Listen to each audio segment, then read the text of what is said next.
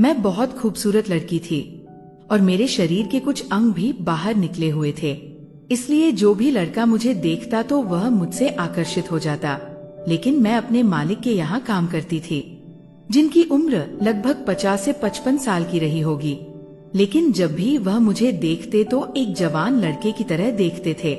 एक दिन मैं अपने मालिक के घर ही रुक गई और उस दिन मालिक ने मुझे अपने कमरे में ही सुला लिया।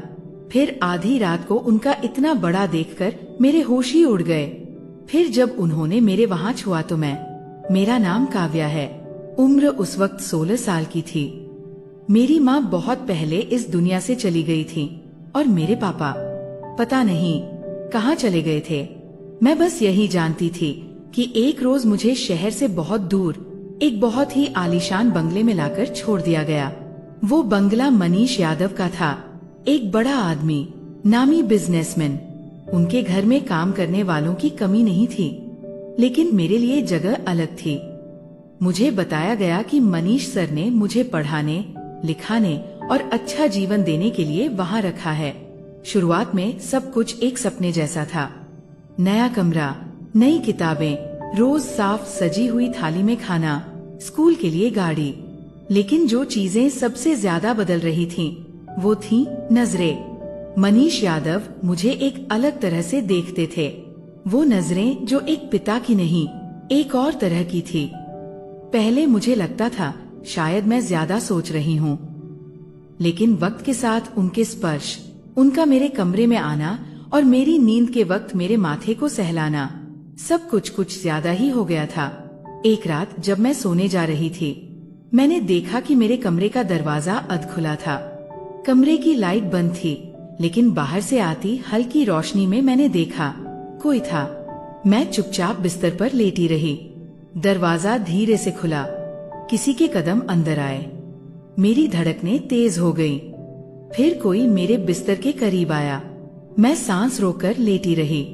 किसी का हाथ मेरी चादर के ऊपर से मेरे कंधे पर रखा गया। वो हाथ सधा हुआ था, जानबूझकर धीरे धीरे मेरे कंधे से कमर की ओर बढ़ा।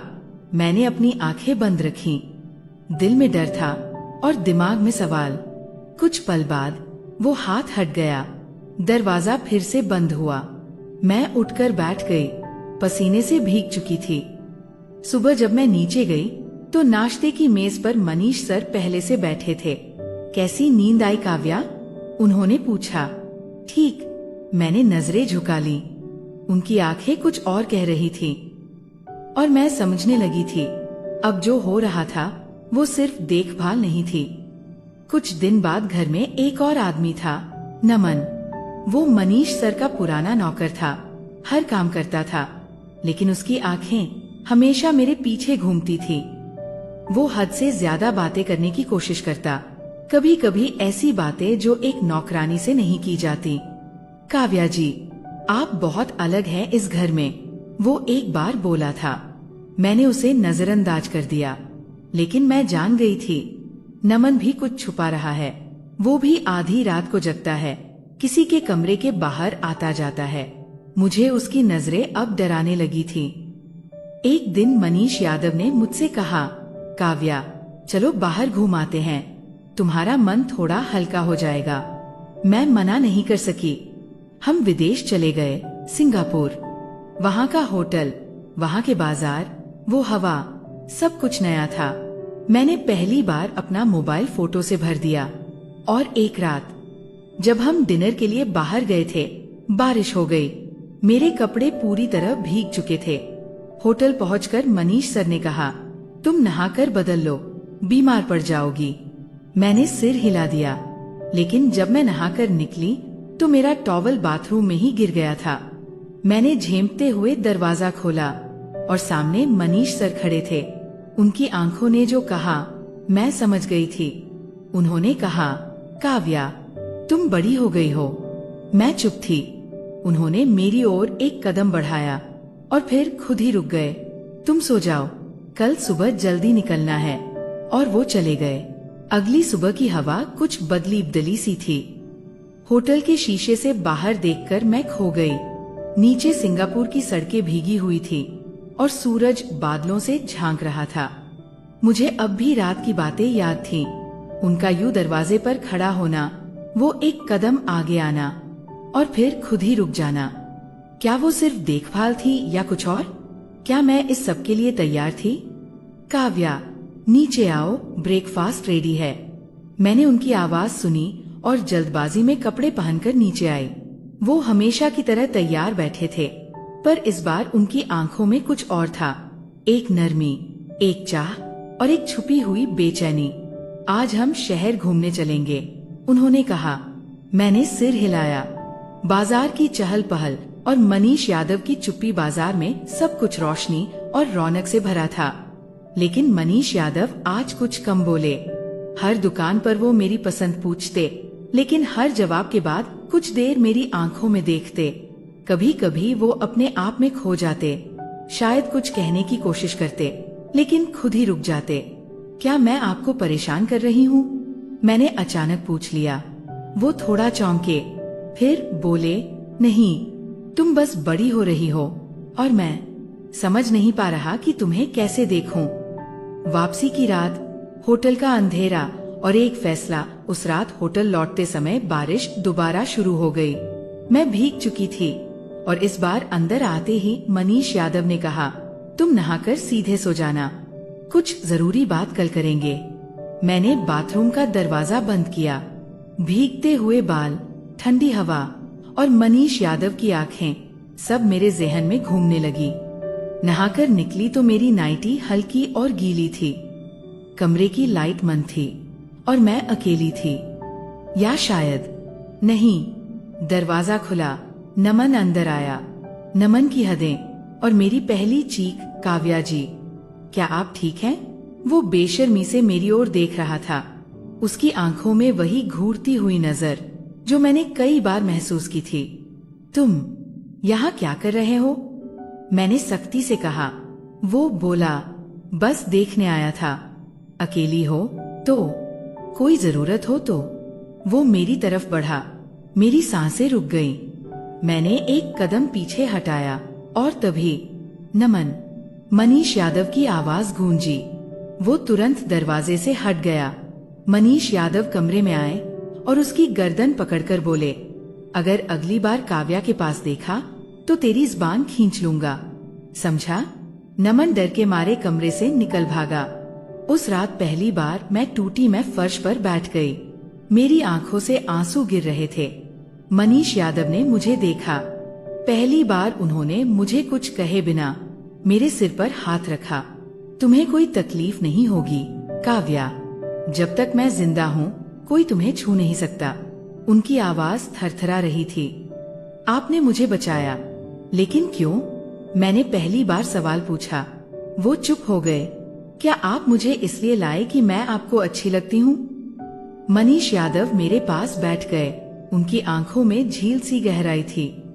नहीं काव्या, बात सिर्फ पसंद की नहीं है, बात जिम्मेदारी की है, और तुम्हारे पापा की भी। मेरे पापा? मैंने चौंकर पूछा। तुम्हारे पापा को मैंने पहली बार एक केस में देखा था, जहां उन्होंने अपनी बेटी को किसी शराबी दोस्त को गिरवी रखने की बात की थी। नहीं, आप झूठ बोल रहे हैं, मैं चिल्लाई। काश ये झूठ होता काव्या, लेकिन वो आदमी जिसने तुम्हें इस बंगले तक पहुंचाया, उसी की बोली लगाई गई थी। मैं वही था, और मैंने उसी दिन फैसला किया कि अब तुम मेरी जिम्मेदारी हो। लेकिन आपने कभी बताया क्यों नहीं? मैं रोते हुए पूछा। उन्होंने लंबी सांस ली। क्योंकि तुम अपने पापा से बहुत प्यार करती थी। मैं नहीं चाहता था कि किसी बेटी के दिल में अपने बाप के लिए नफरत आ जाए। मैंने चुपचाप सिर झुका लिया। मैंने तुम्हें पढ़ाया, तुम्हें नई जिंदगी दी, क्योंकि तुम्हें उसकी जरूरत थी, और क्योंकि मैं चाहता था कि मेरी जिंदगी में वो बेटी आए जो मुझे कभी मिली ही नहीं। तो आपने मुझे कभी वैसे नहीं देखा? मैंने डरते हुए पूछा। मनीष यादव मेरी आंखों में देख रहे थे। मैं इंसान हूँ काव्या, तुम्हारी मासूमियत, तुम्हारी खूबसूरती, सबने मुझे भी झकझोरा, पर मैं कभी अपनी सोच से नीचे नहीं गिरा। अगली सुबह की शुरुआत एक नए रिश्ते से मैंने पहली बार उन्हें देखा, एक इंसान की तरह, जो टूटे हुए टुकड़ों को जोड़ने की कोशिश कर रहा था। पापा, मेरे मुंह से ये शब्द निकले। वो ठहर गए। मैं आपके इरादे समझ चुकी हूँ और शुक्रिया, आपने मुझे बचाया जब कोई और नहीं था। उस सुबह सूरज की रोशनी कमरे की दीवारों से टकरा रही थी, लेकिन मेरे अंदर अब भी रात की बातें गूंज रही थी।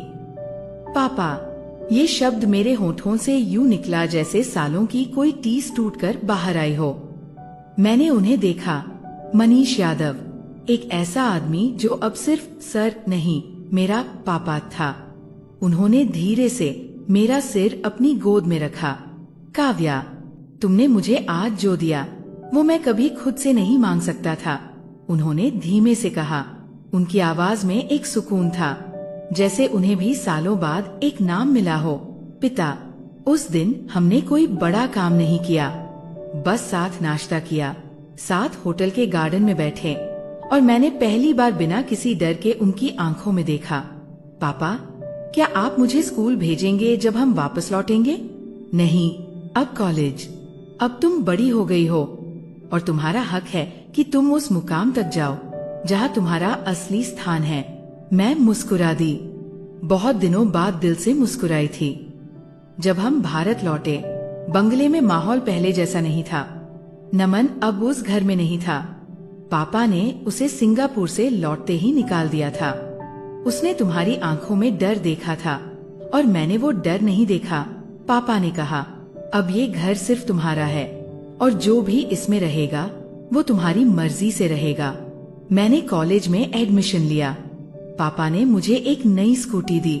अब उड़ने की बारी है, मेरी बच्ची, उन्होंने मुस्कुराकर कहा। कॉलेज में सब कुछ नया था, क्लास, दोस्त, लाइब्रेरी और एक नई पहचान। लोग मुझे एक अमीर आदमी की बेटी समझते थे, लेकिन सच ये था, मैं एक गिरी हुई दुनिया से उठकर आई थी।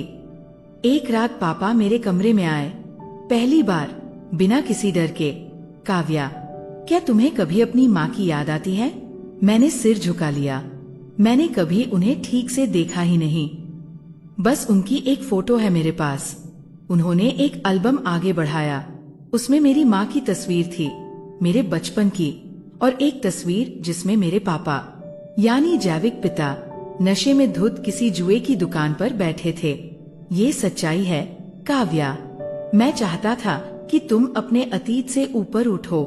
तुम्हारी माँ एक बहुत ही प्यारी और बहादुर महिला थी, लेकिन उन्होंने गलत इंसान से शादी कर ली थी। और आप? मैंने कभी शादी नहीं की, क्योंकि मुझे हमेशा डर था कि मुझे वो सच्चा रिश्ता कभी मिलेगा ही नहीं, जब तक तुम नहीं आई। समय बीतता गया और मैं अब पापा से खुलकर बातें करने लगी थी, लेकिन समाज की नजरें अब भी वैसी थी। तुम्हारी बेटी है? नहीं, पर हाँ। पापा का ये जवाब लोगों को उलझा देता। कॉलेज में भी कई बार कुछ लड़कों ने मेरे बारे में गलत बातें उड़ाई। अरे वो मनीष यादव की रखेल जैसी है, वरना इतना पैसा कैसे? उसके बाप ने उसे बेंच दिया था, अब ये करोड़पति की बेटी बन गई है। मैंने इन सब का सामना चुपचाप किया, लेकिन एक दिन पापा को सब बता दिया। उन्होंने गुस्से में कॉलेज जाकर प्रिंसिपल से बात की और उन लड़कों को सस्पेंड करवा दिया। एक दिन पापा की तबीयत अचानक खराब हो गई। डॉक्टर ने कहा, लीवर पर असर है, ज्यादा तनाव और अनियमित जीवन शैली से। मैं घबरा गई। पापा, आप ठीक हो जाएंगे ना? मैं तुम्हें अकेला नहीं छोड़ूंगा, काव्या, उन्होंने कमजोर हंसी से कहा। मैं दिन रात उनकी सेवा में लगी रही, उनकी दवाइयाँ, खाना, और जब जब वो बेहोश होते, मैं उनका हाथ पकड़कर रोती। एक रात उन्होंने मेरी हथेली को सहलाते हुए कहा, कभी सोचा नहीं था कि मेरी बेटी मुझे इस हालत में देखेगी। आप मेरे लिए भगवान हैं, पापा। अगर आपने मुझे नहीं बचाया होता तो शायद मैं कहीं बिक गई होती, किसी की हवस का शिकार बन गई होती। कुछ हफ्ते बाद पापा ने मुझे अपने कमरे में बुलाया। उन्होंने एक वकील को बुलाया था। ये मेरी वसीयत है, इसमें मेरी पूरी संपत्ति तुम्हारे नाम की जा रही है। पर पापा, मैं आपकी बेटी ही तो हूँ। ये सब कहने की जरूरत नहीं थी। जरूरत है, क्योंकि मैं चाहता हूँ कि दुनिया जाने मेरी बेटी मेरी असली वारिस है। साल बीतते गए और मैंने वकील की पढ़ाई चुनी और अब मैं एक वकील बन चुकी हूँ।